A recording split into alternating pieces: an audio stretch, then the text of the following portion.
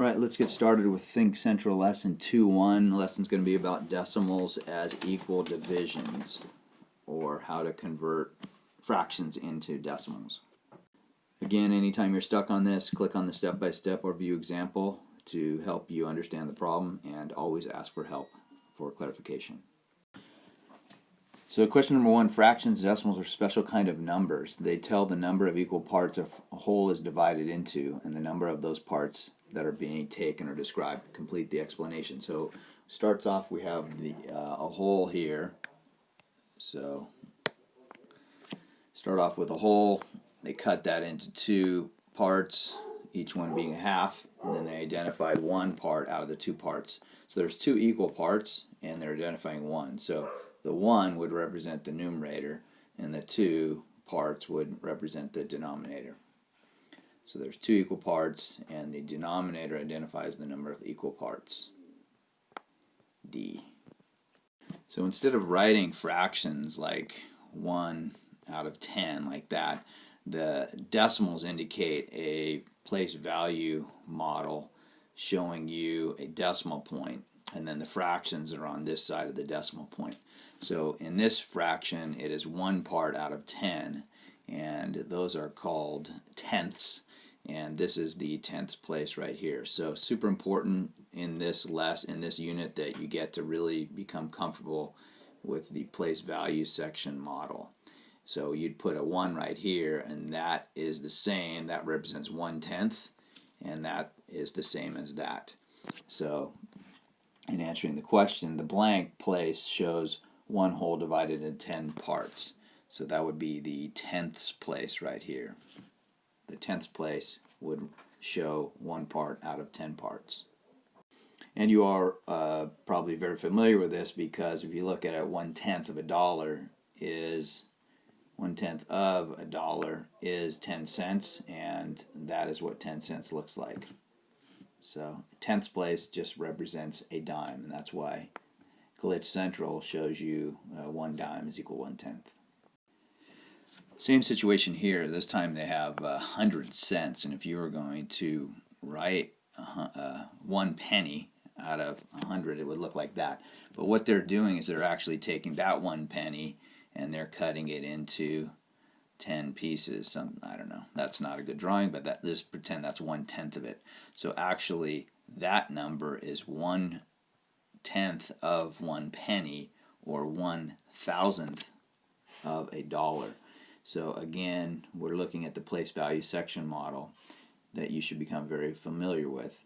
So if you take 100th right here and you cut that into 10 pieces, that's going to be a shift to the right, and that's going to put a 1 there. That's 1,000th of a dollar. So again, here we go. You got your wholes over here. You got your tenths right here. You got your 100ths right here, and that is 1 out of 100. And then you've got your thousandths over here, which is 1,000ths right there. Okay, and that little part of the penny represents 1,000th. So the thousandths place would represent 1/100th cut into 10 pieces. Every time you cut a number, you have a whole and you cut it up, it turns into a tenth. And if you have a tenth and you cut it up, it turns into 100th. And if you have 100th and cut it up, it turns into 1,000, etc. And it keeps going on and on and on. Okay, so again, get to know the place value section model.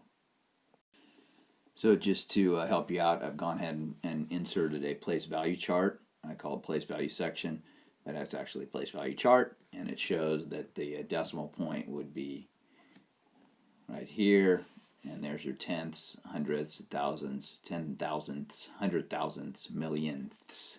Okay, and then again, these are 10 times larger. Every time you move a place to the left, it gets larger. Every time you move a place to the right, it gets smaller. So get to know this chart. It will really help you master decimals.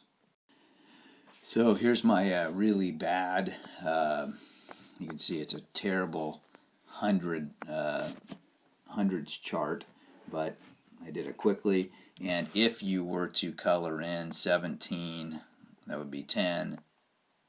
And if you were going to color in 17 of those, you'd end up with 17 out of 100 pieces for the whole. And that would be the same as, and if you put it in your place value section model, place value chart, you have 17 hundredths. So the decimal would be 17 hundredths. So you just basically read the number 17 and then put it in the chart. Put it where it belongs in the chart. So it's 17 hundredths. And this would be my hundredths place.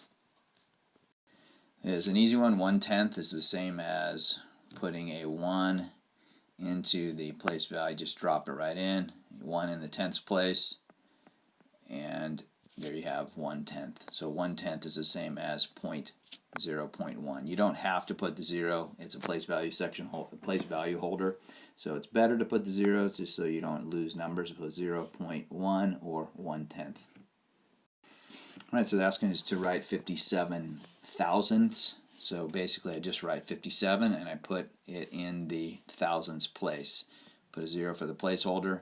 57 thousandths. Always have the last digit where it belongs in that place value.